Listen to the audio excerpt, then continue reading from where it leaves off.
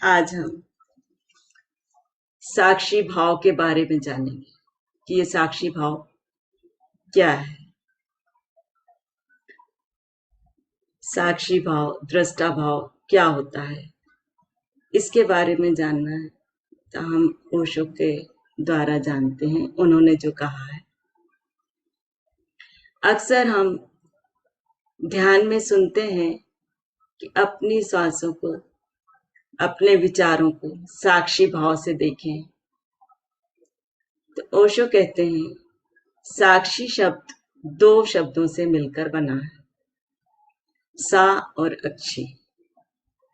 हम किसी भी शब्द में सा जोड़ते हैं, जैसे परिवार के आगे सा जोड़ देंगे तो सपरिवार हो जाएगा, अर्थात परिवार सहित हो जाएगा।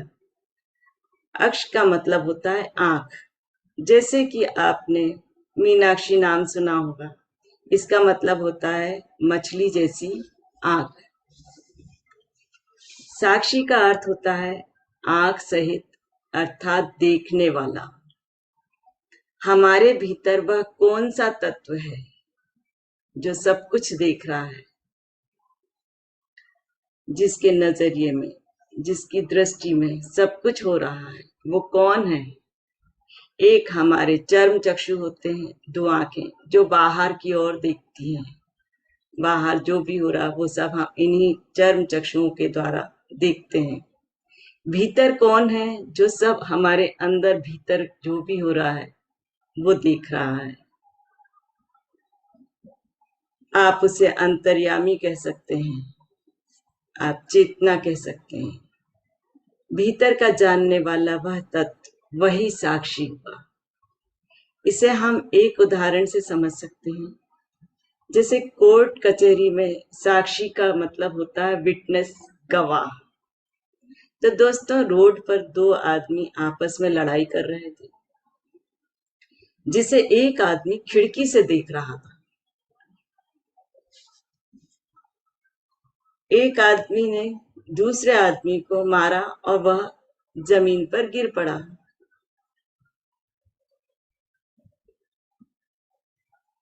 तो वो एक नीचे गिरने वाला और दूसरा है मारने वाला, और इन दोनों को अलग तीसरा व्यक्ति देख रहा है जो खिड़की से इस घटना को, वह है देखने वाला। वह किसी भी पक्ष का नहीं है, वो विपक्षी है। उसका किसी से कोई भी लेना देना नहीं है, वह केवल इस घटना का साक्षी मात्र है। वो कोर्ट इसकी गवाही को महत्वपूर्ण मानता है क्योंकि वह निष्पक्ष है। अगर वो किसी की तरफ होता, इन्वॉल्व होता इस घटना में, तो उसके साक्ष्य को नहीं माना जाता। तो इसलिए वो निष्पक्ष होने के कारण वो साक्षी में आ रहा है, तो इसकी घटना को देखने वाले को।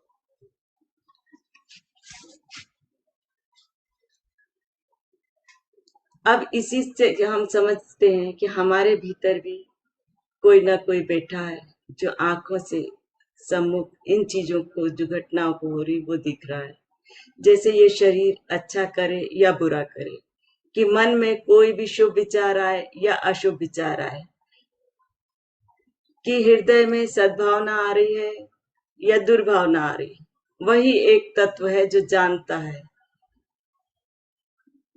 है कि सद्भावना आई चली गई, जानता है कि क्रोध आया चला गया। ये कौन है जो यह सब जानता है? शरीर में घटनाएं घट रही हैं।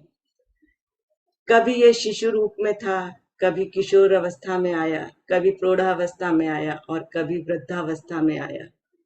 केवल एक वही तत्व है जो नहीं बदला, लेकिन शरीर की क्रियाएं, शरीर के जो भी अवस्थाएं थी वो बदलती चली गई। कई इमोशंस आए और चले गए। इस तरह कई सारी घटनाएं शरीर के अंदर और बाहर होती रही, और उसको अंदर से बैठा हुआ वो देख रहा था। वो तत्व वही साक्षी है। तो दोस्तों, हमें उसी साक्षी को पकड़ना है। एक उदाहरण और हम दे सकते हैं। किसी दिन आप सुबह उठकर कहते हैं, आज तो बहुत अच्छी नींद आई। भाई, आपको कैसे पता चला कि बहुत अच्छी नींद आई, आप तो 100% बेहोश थे। आपको किसने बताया कि आज बहुत अच्छी नींद आई?